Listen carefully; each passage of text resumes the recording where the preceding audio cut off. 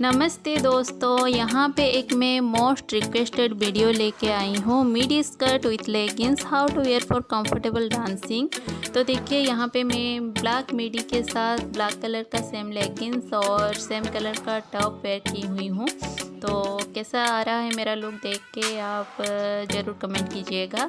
तो ये एक डांस रिलेटेड रिक्वेस्टेड वीडियो है, तो कुछ डांस स्टेप तो बनता ही है आपसे शेयर करना, तो बिना देखे कहीं मत जाइएगा। चलिए फिर कुछ स्टेप देख लीजिए।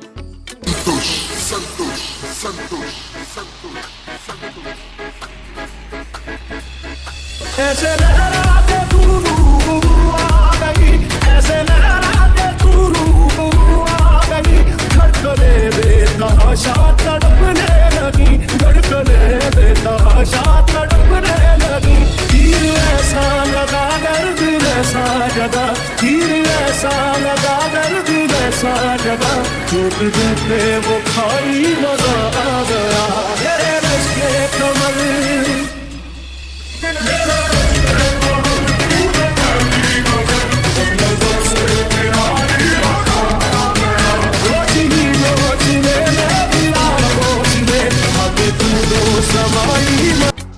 तो फिर देखा आपने, तो देखिए यही सेम ब्लैक कलर के मिडी के साथ मैंने गोल्डन कलर का लेगिंग्स और गोल्डन और ब्लैक प्रिंटेड का क्रॉप टॉप वेयर की हुई हूँ।